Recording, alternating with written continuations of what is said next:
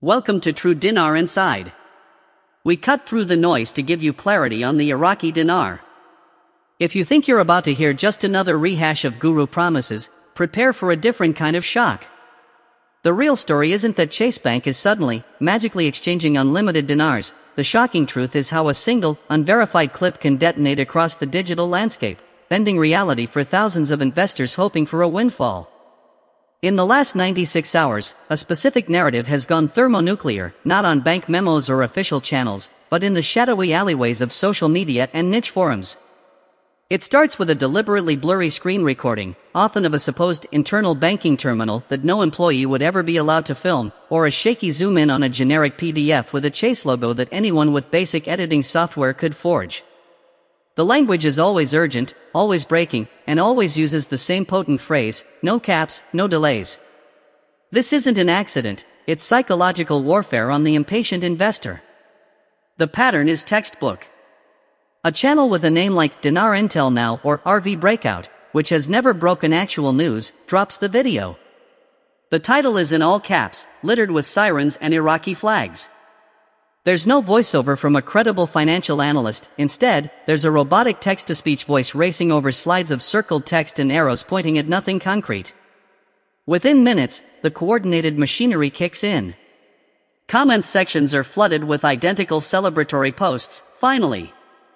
Thank you for the confirmation. My banker just told me the same thing.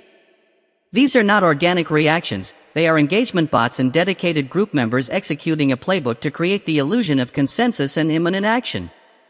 The video then gets cross-posted to the densest hubs of dinar speculation, places like the Dinar Chronicles comments section or massive Facebook groups with tens of thousands of members.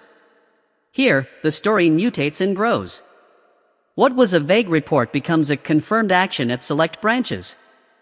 A user will chime in, "My cousin's friend in Texas said the line was out the door," a classic third-hand anecdote designed to add false credibility. The forum moderators, who often have a vested interest in keeping hope alive, will pin the post or add a verified banner, a verification that means nothing outside their own ecosystem. The metrics are engineered for maximum watch time. The videos are stretched to over 10 minutes, packed with repetitive circling of the same few lines of text, long pauses, and rhetorical questions like, "Do you understand what this means?" to keep you from clicking away. YouTube's algorithm, blind to truth but hypersensitive to engagement, sees the high retention and furious comment activity and pushes the video further into recommendation feeds, trapping a fresh wave of viewers in the echo chamber. This creates a self-fulfilling prophecy of visibility. Because it's trending, people think it must be important. Because they think it's important, they engage more, making it trend further. By the end of this first cycle, the claim is no longer a claim, it's a fact within the community, repeated so often that doubters are shouted down. The genius, and the tragedy, of this twist is that the focus is completely diverted from the actual, stagnant fundamentals of the Iraqi dinar revaluation and onto a fabricated drama about its distribution. The discussion isn't about Iraq's parliamentary gridlock or oil revenue laws, it's about which bank teller knew first. This manufactured reality is more addictive and generates more clicks than complex economic analysis.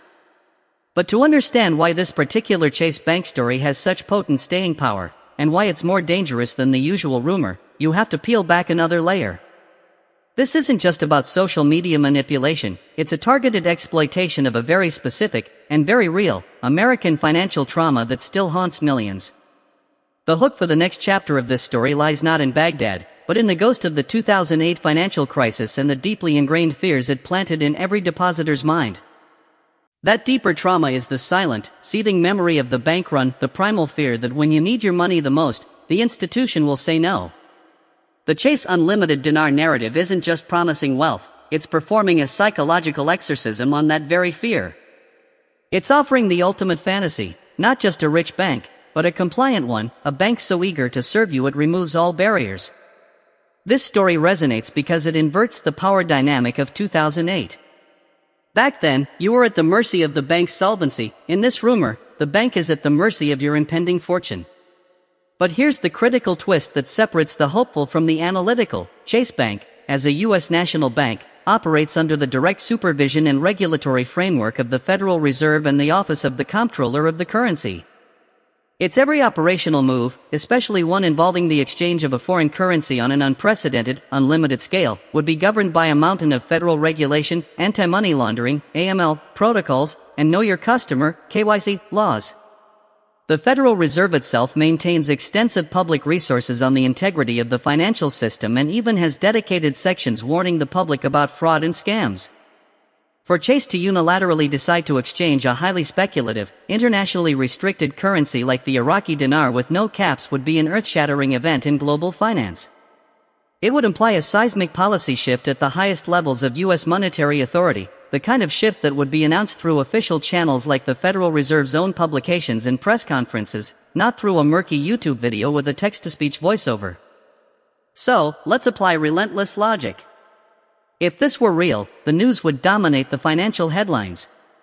We would see alerts from Reuters, Bloomberg, and yes, the Wall Street Journal.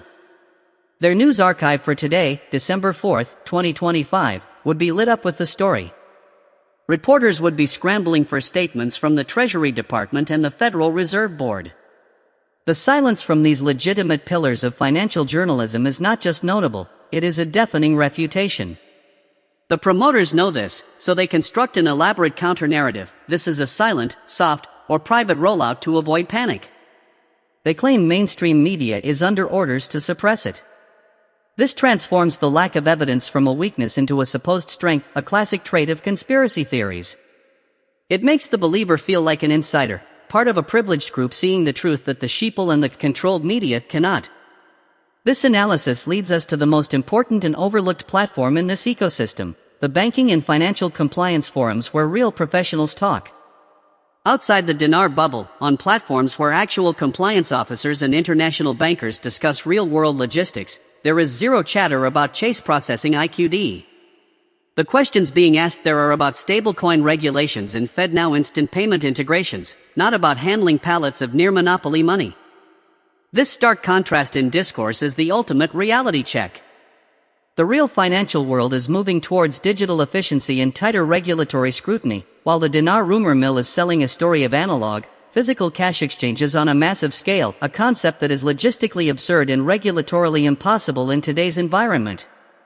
Therefore, this Chase story is a masterfully crafted piece of psychological bait. It doesn't just promise money, it promises revenge and redemption against the entire financial system that once failed the common person. It offers catharsis. But that catharsis is a digital phantom, and engaging with it has a real cost. It drains not just money from those buying dinar at inflated prices, but something more valuable, attention and critical thought. This diversion is the real scam. And to understand who benefits from this grand diversion and what the endgame of this cycle might be, we need to follow the money trail not to Baghdad, but to the wallets of the very people constructing this fantasy. So, who is getting rich from this carefully crafted story about unlimited exchanges at Chase Bank? The answer is not the hopeful dinar holder. The beneficiaries are the architects of the narrative, the gurus, the channel owners, and the vendors selling dinar notes at staggering markups. This is the final, critical twist. The Chase Bank rumor is not just misinformation, it is the pinnacle of a sophisticated, multi-level marketing scheme disguised as financial prophecy. Its purpose is not to inform but to create a fever pitch of urgency that directly converts into sales. When a viewer hears no caps, no delays, the subconscious conclusion is, I must get my dinar now before the window closes or before everyone else rushes in.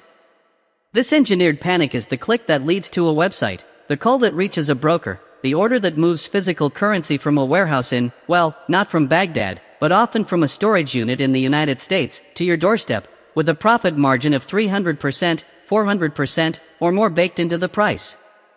The intel is the advertisement, the update is the sales funnel. And what are you buying? Let's look dispassionately at the asset. The Iraqi dinar, IQD, is not a freely traded, liquid currency like the euro or yen.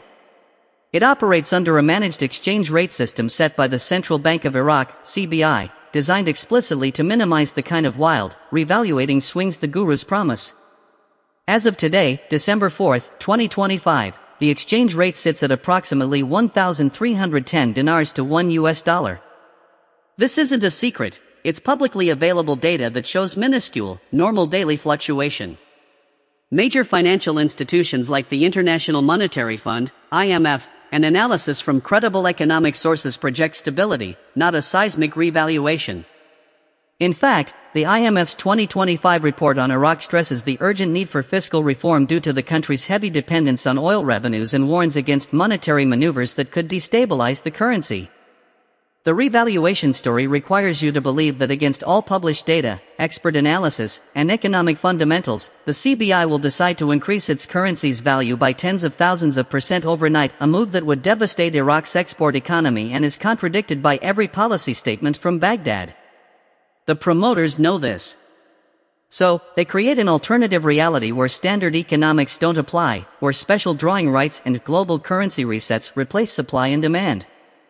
They sell a fantasy because the reality is a stable, controlled currency that is a poor speculative vehicle.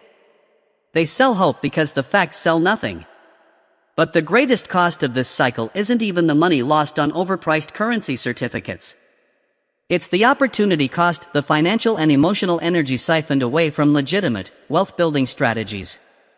While you're parsing the latest breaking video about Chase, you're not learning about dollar cost averaging into indexed funds, researching sustainable dividend stocks, or understanding the role of assets like precious metals in a balanced portfolio. You're trapped in a waiting game with no exit, where every piece of non-confirmation is explained away as part of the plan, and every genuine financial milestone in your life is postponed for the mythical tomorrow when the RV hits. This is the ultimate damage. It paralyzes rational financial decision-making. It makes you a passive spectator in your own economic future, waiting for a deus ex machina instead of building solid, incremental wealth. The emotional roller coaster, the euphoria of a new rumor, the crushing disappointment of another past date takes a toll that's harder to quantify than dollars but is profoundly real. It breeds cynicism, distorts risk assessment, and can isolate you from friends and family who rightly express concern. This isn't investment, it's a psychological trap that keeps you consuming content and buying product, all while the real window of opportunity for genuine financial literacy and growth quietly closes. So, we end where we began, with a choice. You can continue to ride this manufactured carousel, trusting the very people who profit from your inaction. Or, you can choose a different path. The most powerful call to action I can give you is not to click another link in a description box to buy Dinar. It is to click off this narrative entirely. Start fresh.